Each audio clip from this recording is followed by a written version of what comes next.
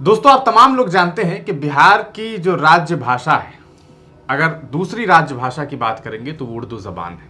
उर्दू को लेकर के देश में सियासतें भी होती है और हमेशा उर्दू पर बात होती रहती है। ये वो भाषा है जिसके बगैर आप आम बोलचाल में बातचीत भी नहीं कर सकते हैं और ये मुमकिन भी नहीं है। आज के दौर में जब भी इंसान किसी से बातचीत करता है तो उर्दू उन लफ्ज़ों में उन बातों में शामिल होता है। कहते हैं कि उर्दू, कुछ लोग ये समझते हैं कि उर्दू किसी धर्म मज़हब की ज़बान है, जबकि हकीकत ये नहीं है। उर्दू हिंदुस्तान की ज़बान है, यहीं बनी, यहीं फली, यहीं फूली। लेकिन सवाल ये है कि क्या उर्दू के लिए इस मुल्क में कुछ अच्छे काम हो रहे हैं? अगर बात करेंगे सिर्फ बिहार राज्य की, तो बिहार में उर्दू दूसरी राज्य भाषा के तौर पर आज नहीं बल्कि आज से कई दशकों पहले एक्सेप्ट की गई। यकीनन इस भाषा को राज्य भाषा के तौर पर एक्सेप्ट करने का मतलब यह है कि उस भाषा के फ़रोग के लिए सरकार कुछ न कुछ काम कर रही होगी। लेकिन क्या हकीकत ऐसा है? क्या ज़मीन पर, धरातल पर उर्दू देखने को मिल रहा है? इन तमाम मुद्दों को लेकर के हमारे साथ बातचीत करने के लिए दो वकील हैं और बेहद शानदार वकील हैं। हमारी दाईं तरफ प्रकाश मनी झा हैं, काफ़ी चर्चित वकील हैं। वहीं दूसरी तरफ हमारे साथ महताब आलम साहब हैं, डॉक्टर महताब आलम, और जेडीयू के ये नेता भी हैं और एक शानदार कहा सकता है अभिवक्ता हैं। तो हमारे साथ अभी ये दोनों मौजूद हैं। हम इनसे बातचीत करेंगे और इनसे जानेंगे कि उर्दू के फ़रोग के लिए क्या कुछ काम हो पा रहा है। चूँकि प्रकाश जी हमारे साथ हैं, हम इनसे जानेंगे कि चूँकि ये न्यायालय में रहते हैं और ये एक ऐसी जगह है जहाँ से न्याय की सबसे ज़्यादा उम्मीदें होती हैं, तो क्या वहाँ उर्दू के साथ न्याय हो पा रहा है या नहीं हो पा रहा है। हमारे साथ वकील साहब हैं, महताब साहब, इनसे हम बात करेंगे क्योंकि ये न सिर्फ एक वकील के तौर पर आम लोगों के लिए काम कर रहे हैं, बल्कि अपनी कौम मिल्लत के लिए और अपने समाज के लिए भी एक बेहतरीन काम करने की कोशिश कर रहे हैं। उर्दू के लिए इन्होंने बहुत सारे लेख लिखे, बहुत सारे एप्लीकेशन लिखे और न सिर्फ कहा जा सकता है कि बिहार के नेताओं को बल्कि देश के प्रधानमंत्री तक इन्होंने उर्दू के फ़रोग के लिए काम करने के लिए आवाज़ बुलंद की है। हम इन दोनों से बातचीत करेंगे। सबसे पहले हम सर आपसे जानना चाहेंगे प्रकाश जी के जिस तरह के उर्दू को लेकर के बातें होती हैं, कहते हैं कि उर्दू किसी धर्म मज़हब की ज़बान नहीं है और ये बात लगभग तमाम लोग जानते हैं। आम बोल चाल में उर्दू के लफ्ज़ हमेशा लोगों के बीच होते हैं, चाहे वो किसी धर्म मज़हब के लोग क्यों ना। आप चूँकि एक वकील हैं, न्यायालय से आप जुड़े हुए हैं, पहले आज से अगर हम लोग सीधे 20-25 साल पहले चले जाएं तो लगभग जो कागजात होते थे सरकारी, वहाँ उर्दू ज़रूर देखने को मिलता था। क्या अभी भी वो उर्दू ज़िंदा आपको नज़र आ रहा है? क्या उर्दू के लिए काम करने वाले लोग हैं आपके, जहां आप काम करते हैं, क्या वहां आपको, चूँकि उर्दू ट्रांसलेटर तो एक ऐसा पद है कि तमाम कार्यालय में हुआ करता है, क्या अभी हालात हैं आपके? सबसे पहले मैं सबको प्रणाम करता हूं। और उर्दू की जो स्थिति है बिहार में, लगभग 4 दशक से ज़्यादा समय बीत चुका है जब इसे द्वितीय राजभाषा का दर्जा डॉक्टर जगन्नाथ मिश्रा जी के द्वारा 1981 में दिया गया था जी।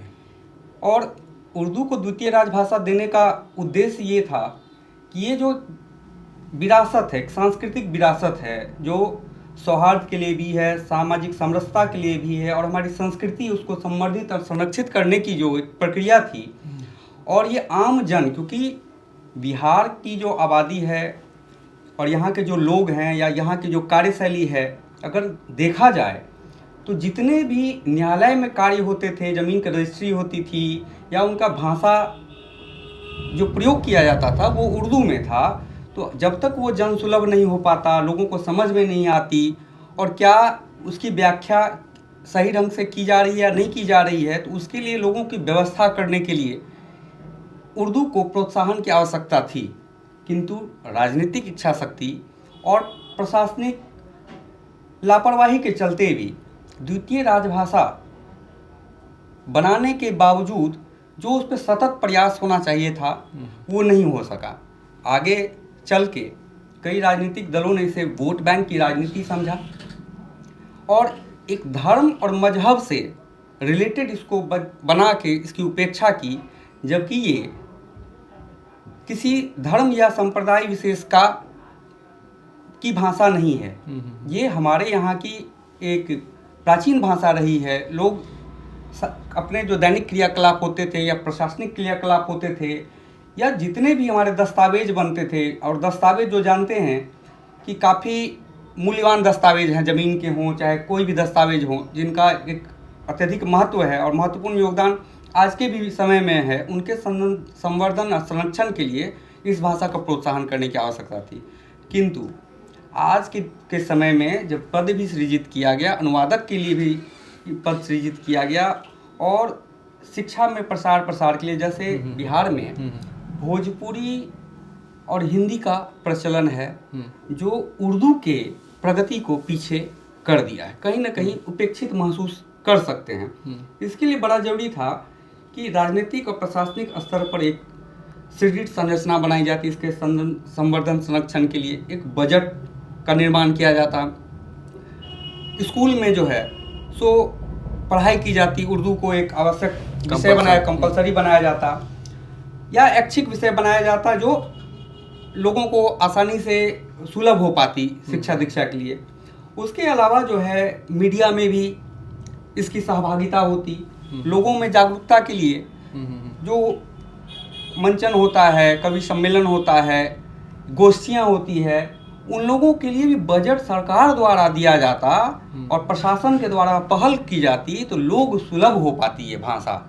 लेकिन सिर्फ जब कभी राजनीति की बात आती है या कभी चुनाव का वक्त आता है, तो विशेष लोगों को या कहें कि मुस्लिम भाइयों को की तुष्टीकरण मात्र के लिए सजबाग दिखा दिया जाता है, और उस दिन के बाद ही सारे चीज़ का पटाक्षेप हो जाता है, जो बड़ा ही दुखद है। जी, तो कहीं ना कहीं प्रकाश मणि झा को आपने सुना, और इन्होंने बड़ी शानदार तरीके से ये बात बताई कि कैसे सन 1981 में उर्दू को द्वित भाषा के तौर पर बिहार में एक्सेप्ट किया गया, लेकिन इसके बावजूद जो होना चाहिए था उर्दू के लिए काम, वो नहीं हुआ। यकीनन इसके पीछे राजनीतिक वजह है, कुछ न कुछ षड्यंत्र तो है, वरना ऐसे हालात नहीं होने चाहिए थे।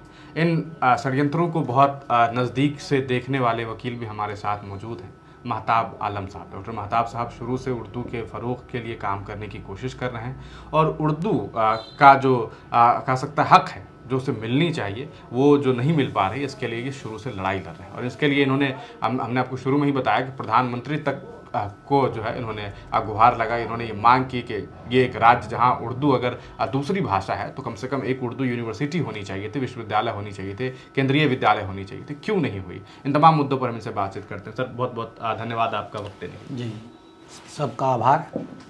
जो आपने उर्दू के लिए काम किया है, आप लगातार उर्दू के लिए मुख्यमंत्री से लेकर के अलग अलग आला अधिकारियों को लिख रहे हैं, और जो अभी हाल ही में एक वैकेंसी आई, पता चला कि 1064 या 284 के आसपास सीट्स भी जो है वो निकाली गई। ये इसमें क्या ऐसा मामला सामने आया है कि जिसके बाद मुझे लगता है कि जो लोग भी इन मामलों को करीब से देख रहे हैं, वो ये कह रहे हैं कि एक बार फिर बिहार के मुसलमानों के साथ और बिहार के उर्दू दां के साथ, क्योंकि ये मुसलमानों का मामला है ही नहीं, बिहार के तमाम वो लोग जो उर्दू से मोहब्बत करते हैं, उर्दू को पढ़ते हैं, जानते हैं, उन तमाम लोगों के साथ नाइंसाफ़ी हुई है। कैसे हुआ है, शुरू से आप इस मामले को थोड़ा सा देखिए, उर्दू तो बिहार की द्वितीय राजभाषा बनी, लेकिन उसका लंबित उत्थान आज तक नहीं हो सका। बिहार में 44 विभाग हैं, 44 विभाग में जिलावार, अनुमंडलवार, प्रखंडवार सभी 44 विभाग में उर्दू से जुड़ा पद सृजित होना चाहिए था। ऐसा नहीं हो सका आज तक, इस कारण उसका उत्थान लंबित रह गया। कहीं कहीं आपको यदा कदा प्रखंड में, अनुमंडल में, जिला मुख्यालय में एक आध कर्मी मिल जाएंगे, वो भी शायद पुराने वाले, वो भी पुराने वाले। और जैसे जैसे जो रिटायर होते गए, वहाँ वो पद भी समाप्त होता चला गया। पुलिस विभाग में 1064 पद कई दशक से सृजित था, जो कि सभी थाने में एक द्वितीय राजभाषा से जुड़ा स्टाफ बहाल होना था। ये नियुक्ति हुए बिना ही उक्त पद को प्रत्यर्पित कर दूसरे विभाग में दे दिया गया। ये बहुत दुखद बात है। इससे उर्दू का लंबित उत्थान क्या होगा, इसका मतलब ये हुआ कि उत्थान के बदले दरकिनार किया जा रहा है। उर्दू को जो है मिटाने की ये एक साजिश भी कही जा सकती है। तो अगर उर्दू का अगर उत्थान होना है तो बिहार के सभी विभाग में, सभी कार्यालयों में जिलावार द्वितीय राजभाषा का पद सृजित हो। 44 विभाग में प्रखंड से लेकर अनुमंडल से लेकर जिला में स्टाफ बहाल हो। जितने बिहार में निगम है, आयोग है, सभी जगह द्वितीय राजभाषा का पद सृजित हो और अविलंब नियुक्ति हो। बिहार में एक राज्य प्रायोजित उर्दू विश्वविद्यालय खुले, एक केंद्रीय उर्दू विश्वविद्यालय खुले, तब जा कर के उर्दू का प्रचलन बहुत तेज़ी से होगा और उत्थान देखने को मिलेगा। एक चीज़ मैं जानना चाह रहा हूँ, चूँकि आप वकील के साथ साथ एक पार्टी से ताल्लुक़ भी है आपका, जनता दल यूनाइटेड में आप काम भी कर रहे हैं। चूँकि सरकार में जनता दल यूनाइटेड है, नीतीश जी उर्दू को लेकर के वो हमेशा से, क्योंकि एक समाजवादी नेता के तौर पर वो हमेशा जाने गए, और अभी हाल में एक सरकार ने एक फ़ैसला भी लिया था कि तमाम जो सरकारी कार्यालय में स्टाफ है उन लोगों को उर्दू सीखना है, और उसके लिए बाज़ाब्ता एक कोर्स डिज़ाइन किया गया कि आप तमाम लोग उर्दू सीखिए। तो एक तरफ उर्दू सिखाने की बात ज़रूर की जा रही है, लेकिन उर्दू जानने वाले लोग जब कार्यालय में पहुंचेंगे, जिन्हें सिर्फ शायद उर्दू वो ज़्यादा बेहतर जानते हो, तो उन्हें अगर स्टाफ नहीं मिल सकेगा, वहाँ पर उनकी बात नहीं समझी जा सकेगी, तो काम नहीं होगा, और जब काम नहीं होगा तो सीधी सी बात है, सिस्टम सही तरीके से नहीं चलेगा। ये तमाम चीज़ें, तो ऐसा नहीं है कि सरकार नहीं देख रही है, सरकार को तो ये सारी चीज़ें नज़र ज़रूर आती होगी, सरकार तो सब कुछ जानती है, इसके बावजूद जो काम नहीं हो पा रहा है, आपको क्या लगता है कि क्या उच्च लेवल के नेता ये नहीं चाहते हैं, या इसके पीछे कोई ना कोई साजिश तो होगी? और चूंकि सरकार नीतीश जी आज से नहीं है, लगभग उनका कार्यकाल समझिए 2 दशकों का है, तब ये सारी चीज़ें जब सामने आ रही है, तो किसे आप जिम्मेदार ठहराते हैं इसके लिए? देखिए, क्या है कि नीतीश जी तो बिहार में चहुमुखी विकास किए हैं सभी विभागों में, लेकिन उर्दू कहीं ना कहीं नज़रअंदाज हुआ है। अगर नहीं होता तो बार बार आवाज़ उठने के बाद उर्दू विश्वविद्यालय स्थापित नहीं हो सका। उर्दू से जुड़ा जो है पद जो है 44 विभाग में जिलावार, अनुमंडलवार, प्रखंडवार सृजित नहीं हो सका। तो कहीं न कहीं जो है नज़रअंदाज का आरोप उन पर भी लगता है। लेकिन हम लोग पार्टी से होने के कारण जो है अनुरोध, विनती, प्रार्थना हमेशा करते हैं, इस बात को हमेशा उठाते हैं कि लंबित उत्थान उर्दू का जो रुका हुआ है, लंबित बहाली हो, हर विभाग में प्रखंड से लेकर के जिला स्तर तक पद सृजित हो। तो क्या आप जब मांग करते हैं, आप जब लिखते हैं, अलग अलग विभाग को लिखते हैं, मुख्यमंत्री जी को लिखते हैं, कभी कोई पॉजिटिव रिस्पांस भी आया है कि सिर्फ लिखते जा रहे हैं? देखिए, अभी एक तरफा प्रेम चल रहा है। अभी एक तरफा ही माना जाए। अभी बिहार में थाना को लेकर के जो 1064 या 1066 कुछ जो था, समथिंग 1100 करीब जो पद जो थाना का जो सृजित था, जो कई दशक से बहाली नहीं हुई, उसको लेकर के हम माननीय मुख्यमंत्री को भी कई बार आवेदन किए। उसको लेकर के एक रिट जो है माननीय उच्च न्यायालय में दायर किए, जो 2024 की बात है, पिछले साल की ही बात है। उसमें माननीय उच्च न्यायालय द्वारा जो है दिशा निर्देश और ये आदेश किया गया कि बिहार सरकार को पूरी स्वतंत्रता है कि वो बहाली करे। उसको लगा करके हमने डीजीपी महोदय बिहार, माननीय मुख्यमंत्री को भी आवेदन दिया। उसके बाद देखने में ये आया कि जो पुलिस विभाग का जो पद था सभी थाने का, उसको प्रत्यर्पित करके दूसरे विभाग में, प्रखंड अनुमंडल में प्रत्यर्पित कर दिया गया। तो एक विभाग का पद दूसरे विभाग को, टोकरी से आम निकाल के उस टोकरी में डाल, जब एक विभाग का सृजित पद जहां बिना बहाली हुए ही आप प्रत्यर्पित कर देंगे तो उत्थान कैसे होगा? जबकि न्यायालय में देख लीजिए, अनुमंडल से लेके प्रखंड, जिला से लेकर के माननीय उच्च न्यायालय तक, सभी न्यायालय में द्वितीय राजभाषा का एक पद होना चाहिए। मधुबनी निबंधन कार्यालय में देख लीजिए, पहले उर्दू में केवाला हुआ करता था, अब रजिस्ट्रार जानकारी जहाँ तक हमको है कि वहाँ एक भी केवाला उर्दू में नहीं होता है, रजिस्ट्रार के तरफ से स्वीकृति अंदर से नहीं है। इसी तरह से उर्दू का पतन करने के दिशा में सब लगा हुआ है। उत्थान होता तो भाई केवाला बंद क्यों हुआ? केवाला तो होते रहना चाहिए था, पूर्व से हो रहा है। उर्दू के कातिब आज भी मौजूद है, उर्दू दाम मधुबनी में आज भी मौजूद है। इसी तरह जितना बिहार सरकार का कार्यालय है, जितना होर्डिंग है, सब पर द्वितीय राजभाषा का से नाम लिखा होना चाहिए, सभी पदाधिकारी का, सभी विभाग का।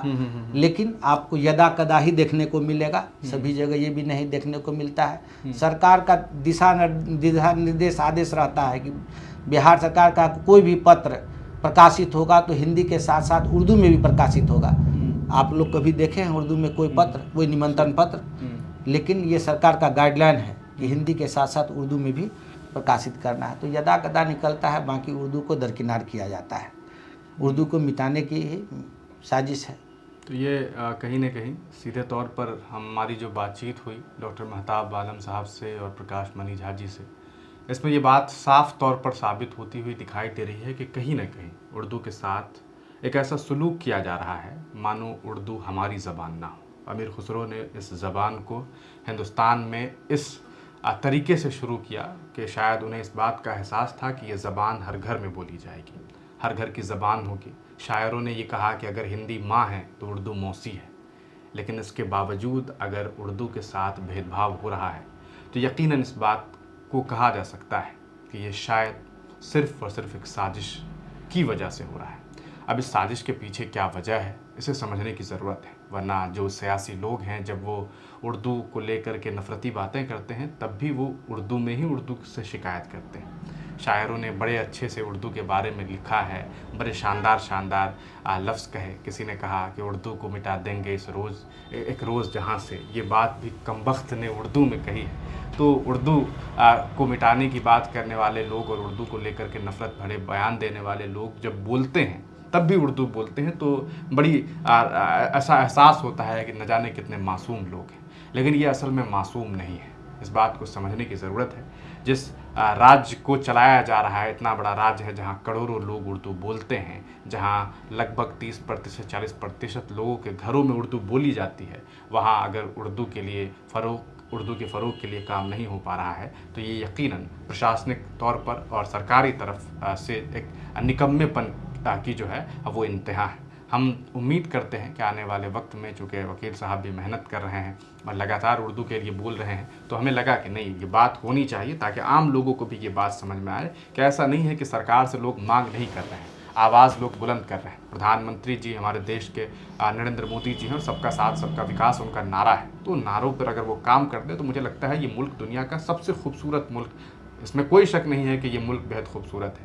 लेकिन इस मुल्क की खूबसूरती यही है कि यहाँ एक डाइवर्सिटी है, यहाँ तमाम लोग मिलजुल कर के रहते हैं। तो तमाम लोगों का अगर विकास हो, तमाम भाषाओं का विकास हो, तो फिर सब लोग बहुत खुशी खुर्रम के साथ जो है यहाँ ज़िंदगी गुजारेंगे। हमें उम्मीद है बिहार के मुखिया नीतीश कुमार से कि इस पूरे मामले पर वो गौर व फिक्र करेंगे और आने वाले दिनों में इस उर्दू के जो पोस्ट हैं अलग अलग विभाग में, उसको फुलफ़िल करने की तमाम कोशिशें करेंगे। सर, आप दोनों लोगों का बहुत बहुत शुक्रिया हमारे साथ जुड़ने के लिए।